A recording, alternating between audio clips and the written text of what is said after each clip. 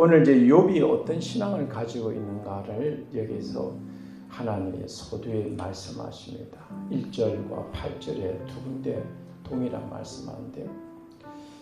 욥은 온전하고 정직하다 이렇게 얘기를 하고 있습니다.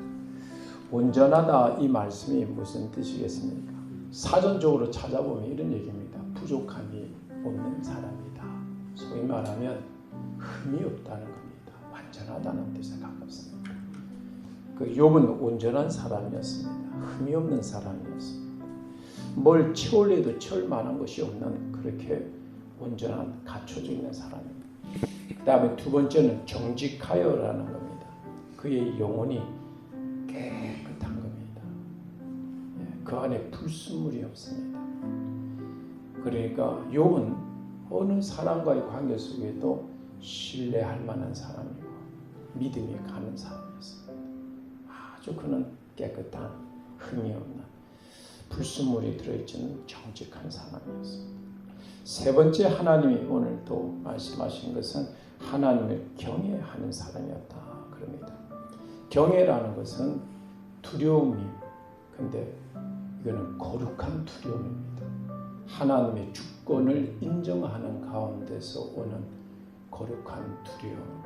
그러니까 하나님을 존경하는 마음에서 아주 귀하게 여기는 마음에서 오는 삶의 하나하나가 하나님을 경외한다는 것은 하나님 앞에 조심스럽게 신중하게 삶을 살아갔던 사람이었습니다. 그 다음에 오늘 이제 네 번째 욥에게 마지막으로 얘기하는 것은 악에서 떠난 사람이었다. 어느 쪽에 서 있는 사람이었는가 말이죠. 우리 신앙에 있어서는 그 욥처럼 악에서 떠난 사람, 그러니까 그 장소가 위치가 여기도 아니고 저기도 아니고 이게 아니고 악에서 떠난 의로운 다 그 길, 선한 길에 늘 서 있던 사람이었다고 하나님은 인정합니다. 그러면서 8절 하반에 보면은 세상에서 이런 자가 없었다 그럽니다. 참 이렇게 인정받는다는 게 참 귀하겠죠. 저는 사실상 개인적으로 볼 때 욥을 닮아가고 싶다 이런 마음을 늘 품고 삽니다. 제 신앙의 최고의 목표는 이런 삶이 아닐까. 제 중심의 인생에 가장 소중하게 여기는 방향은 오늘 욥에 대해서 신앙에 대해서 이렇게 설명한 이 부분이 제 마음속에 가장 욕심을 두는 부분입니다. 그리고 또 오늘 욥을 이제 얘기하기를 세상에 이런 자가 없을 때 했는데요. 3절에 보니까 또 욥에 대해서 뭐라고 하반에 이렇게 얘기하냐면은 동방 사람 중에 가장 훌륭한 사람이다. 여러분 훌륭하다는 것이 무슨 의미입니까? 우리가 다 잘 알고는 있지만은 칭찬할 만하다, 훌륭하다 지금 얘기네요. 매우 좋은 사람입니다. 나무랄 것이 없는 사람이다, 훌륭한 사람이다. 근데 그 앞에 수식어가 있습니다. 매우 훌륭한 사람이다. 훌륭하다는 이 단어가 부족한 겁니다. 그는 매우 훌륭한 사람이다. 우리는 신앙생활 할 때 이런 데 마음에 초점을 두고 우리가 교회 다니면서 삶의 방향을 추진해 나가야 될 줄 압니다. 근데 욥은 이제 이걸로 이제 보는 게 아니라 그의 가정사를 이렇게 보면요. 그는 참 부자였습니다. 어마어마한 부자였습니다. 3절에 나오면 그의 소유물의 양이 7,000마리요. 낙타가 3,000마리요. 소가 500결이라는 것은 한 쌍을 얘기하는 거죠. 한 1,000마리요. 암나귀가 500마리. 그 다음에 뭐죠? 종도 많이 있었으니 이 모든 것을 재산을 관리하려면 그 사람이 얼마나 많아겠어요. 오늘날 보면 대기업가입니다. 보면 이 사람은 동방 사람 중에 가장 훌륭한 사람이에요. 욥은 엄청난 부자였습니다. 그리고 욥의 신앙과 그의 가정사의 부귀와 그 다음에 그걸로 끝나지 않습니다. 세 번째는 4절 말씀입니다. 그의 아들들이 자기 생일에 각각 자기 집에서 잔치를 베풀고 그의 누이 3명도 청하여 함께 먹고 마시더라 그럽니다. 10명의 자녀가 있었습니다. 아들은 7이고 딸이 3이었습니다. 근데 오늘 성경을 딱 보면요, 욥이 생일을 맞이하면 자녀들이 장남을 주축으로 해서 아버지 생일 파티를 열고 이걸로 끝나는 게 아니었습니다. 성경을 보면 그의 아들들이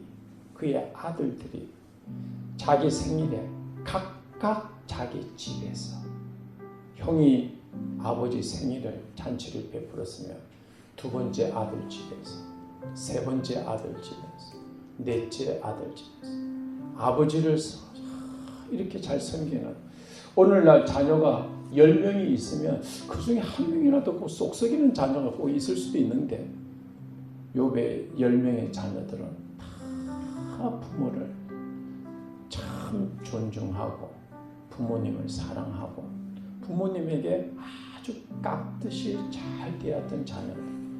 그러니까 욥의 가정을 보면 참 아름다워 봅니다. 뭐 어디 흠잡을 데가 없을 정도로 하나님도 욥에 대해서 그렇게 극찬하시고, 욥은 참 엄청난 부호가로서 그 많은 사람 중에서 참 화려했던 사람이고, 그의 가정사 자녀들 또한 참 부모님의 자라는 훌륭한 자녀들이었습니다. 이런 것을 서두에 이렇게 얘기해 줍니다. 그런데 욥이 한 가지 더 마음에 두고 늘 살았던 욥의 참 신실한 이 신앙의 모습을 우리가 하나 더 보기를 원합니다. 그것은 5절입니다. 그들이 잔치대로 차례대로 순서대로 잔치가 이제 끝나면은, 욥이 끝났다 해서 얘들 잘 가라 이렇게 하는 것이 아니고, 욥이 그들을 불러다가 성결하게 하되, 아침에 일어나서 욥이 이런 자기를 위한 잔치가 끝나면은 그 자녀들 한 사람 한 자녀 한 사람마다 그들의 명수대로 번제를 드렸으니, 왜 번제를 드린 이유가 뭐냐면은, 이는 욥이 말하기를 혹시 내 아들들이 죄를 범하여 마음으로 하나님을 욕되게 하였을까 함이라. 참 귀한 행동입니다. 자기 아들들이 마음으로 하나님을 욕되게 했을까? 다른 말로 말하면요, 우리 아이들이, 자녀들이 혹시나 그랬다는 것은 아닌데 혹시나 하나님의 마음을 조금이라도 아프게 하지 않았을까? 그것을 욥은 염려하는 마음으로 아들 하나하나, 자녀 하나하나마다 그를 위해서 번제를 드린 겁니다. 저는 하나님 앞에 늘 기도하면서 제 신앙에 있어서 가장 중요한 마음을 제가 두고 있는 것은요, 제 평생 그럴 것입니다. 하나님의 마음을 나로 말미암아 조금 더 불편하게 해드리고 싶지 않은 겁니다. 하나님이 눈에 보이지 않지만은, 다시 한번 얘기합니다. 내 간례상에서 이런 간증은 처음 듣습니다만, 하나님 마음을 내가 조금이라도 불편하게 해드리고 싶지 않다. 조금이라도 아프게 하고 싶지 않다. 이게 제 신앙의 가장 큰 비중을, 가장 중요하게 마음을 두고 신앙생활에 나가는 부분입니다. 그런데 욥은 자녀들을 이렇게 했다는 것을 보면 하나님 마음을 또 이렇게 상하게 하지 않았을까? 하나님을 마음을 아프게 하지 않았을까? 자녀들까지도 이렇게 신경 쓰는 거 보면 욥은 안 그랬을까요?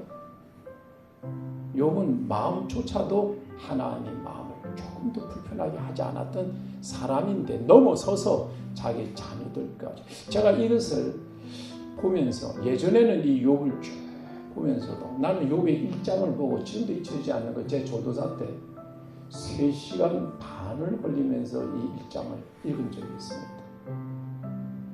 3시간 반을 새벽 예배 끝나고 사무실에서 욥기 한 장을 가지고요, 줄치고 묵상하며 읽었는데 정말 많이 울었습니다.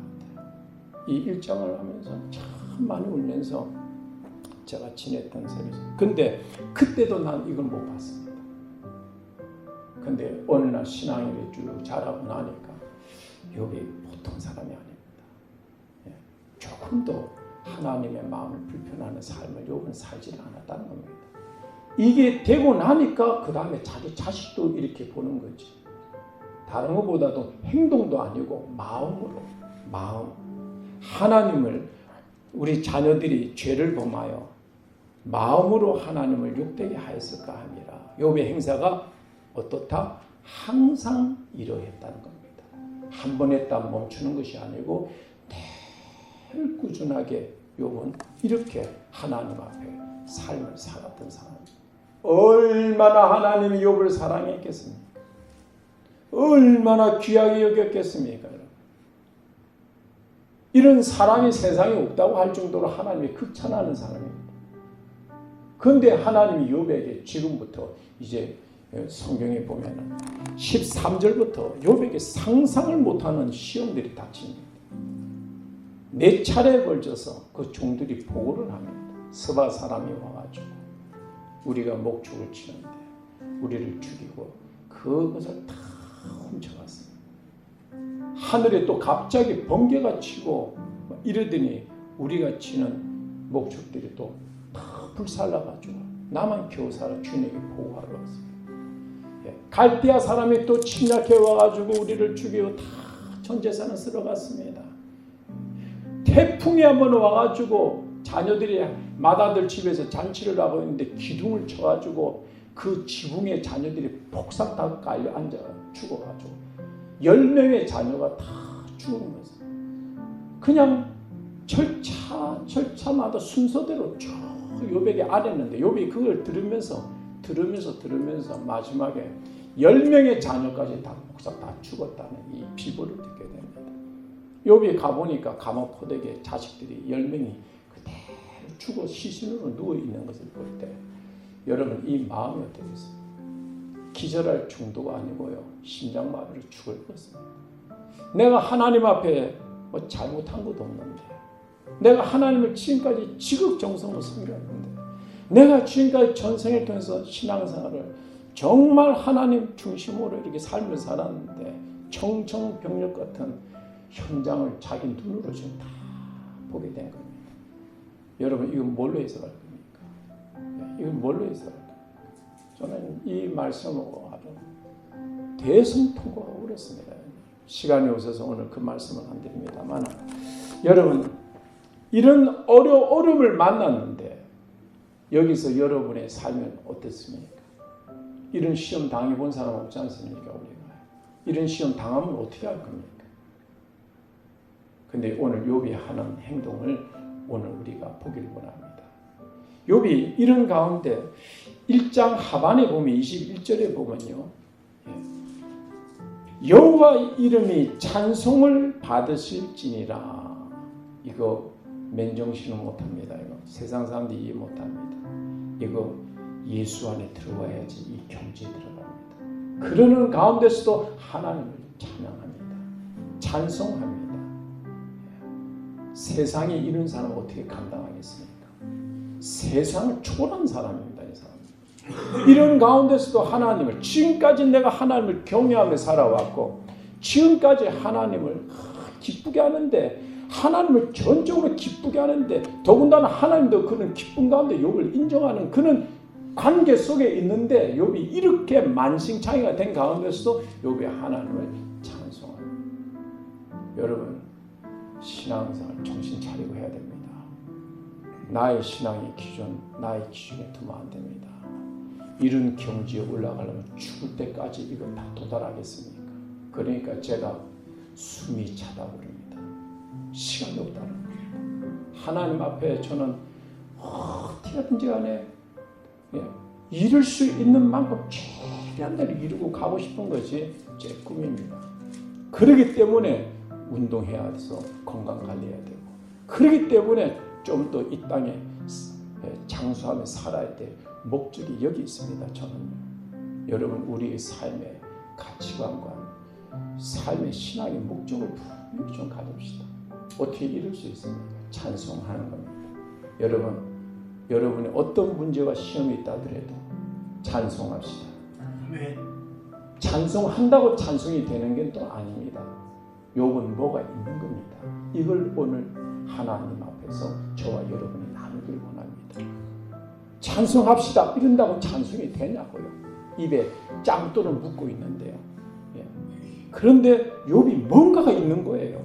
이 열쇠, 이 신앙, 이 믿음. 그러면서 욥이 한 가지 더 보면요. 22절에 보면요. 이 모든 일에 욥이 범죄하지 아니하고 하나님을 향하여 원망하지 아니하니라. 원망하지 아니하고 죄를 짓지 않았단 말입니다. 입으로 죄도 없어 보면요. 범죄하지 말로 우리가 주로 죄는 입에서 나오는데 그런 것이 하나님 앞에 어떤 죄도 그에게서 튀어나오지 않고 그 안에서 원망 불평이라는 게 없었다는 겁니다. 찬송했다는 겁니다. 핵심은 뭐냐면 이 시험을 이길 수 있는 핵심은 오늘 여기서 전체 22절에서 21절에 딱 나옵니다. 뭡니까? 내가 모태에서 어머니 배에서 나올 때 알몸으로 나왔는데 또한 알몸으로 그리로 돌아갔죠다. 적신의 신앙입니다. 적신이라는 것이 뭐냐 하면은 희로락에 하나도 걸치지 않은 맨몸을 적신이라고 합니다. 오늘 여러분과 저와 함께 은혜 받기를 원하는 것은 하나님 앞에 이 세상에 적신의 신앙에 딱 두고 인생을 걸어갑시다. 우리는 나올 때 하나도 가지고 나온 게 없습니다. 죽을 때도 하나도 가지고 못 갑니다. 벌거벗고 나서 벌거벗고 가는 겁니다. 여러분이 현재 뭔가가 가지고 차가 있고 집이 있고 은행에 돈이 만약에 10,000원이 있다 하더라도 감사한 겁니다. 여러분.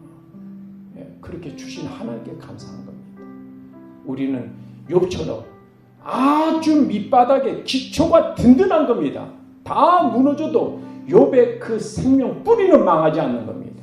그게 어디 뒀냐? 적신의 신앙. 태어날 때 벌거벗고 태어났다는 그 중심에 그 위에 부도 쌓고 자식도 쌓고 모든 걸 다 쌓아갈 때 흔들리지 않아요. 내가 늘 얘기합니다. 종말 때 우리의 신앙은 만나에 돌아야 돼요. 만나 한 가지만 가지고 40년을 먹었는데 왜 그들만 먹으라는 이유가 있습니까? 우리는 왜 못 먹습니까? 감자 하나 갖고 쪄 먹고 구워 먹고 반찬에 먹고 튀겨 먹고 어떻게 감자 하나 갖고 40년을 먹었다면 여러분 먹겠습니까? 그러나 이스라엘에서 하나님이 의도적으로 그렇게 하지 않았습니까? 우리 신앙은 높은 데 두면 안 됩니다. 늘 우리 신앙을 밑바닥에 딱 둬야지 범사에 감사가 나오고 하나님을 영원히 찬양할 수 있는 힘이 나오는 겁니다. 이것이 우리 삶 속에 하나님이 가장 원하시는 다 쓸어보니까 욥이 딱 그게 딱 보이는 겁니다. 사람은 시험 당해보면 다 드러납니다. 우리가 무슨 집이 있는 게 얼마나 감사해요. 이스라엘에서는 집이 있어 살았습니까? 천막에서, 그것도 사막에서. 뭐 볼 게 있습니까? 재미난 게 있습니까? 광야에서, 모래사장, 뭐가 있습니까? 그런데도 40년을 하나님을 돌리지 않습니까? 거기서 감사할 수 있는 신앙들이 있어야 됩니다. 하나님께 드릴 건 다 드릴 줄 알아야 되고, 그런데 우리는 내 건 줄 알고 있고, 신앙 좀 우리 요번에 쓰나미처럼 물갈이 한번 합시다, 여러분. 이런 가운데 딱 살다 가야지. 우리가 추잡하게 살다 가면 되겠습니까? 하나님 앞에 딱 안 쓸 사람 누가 있습니까? 하나님 앞에 설 때 정말 고개 들고 쓸 수 있는 사람 되어야 될 거 아닙니까? 이게 인생의 성공자가 아닙니까, 여러분? 이거 들고 가야 될 거 아닙니까? 예, 눈에 보이는 것에 우리가 기초를 두면 안 됩니다. 나라는 사람이 어떤 사람이었는가? 또 내일 새벽에 2차적으로 말씀을 나누기를 원합니다. 기도합시다.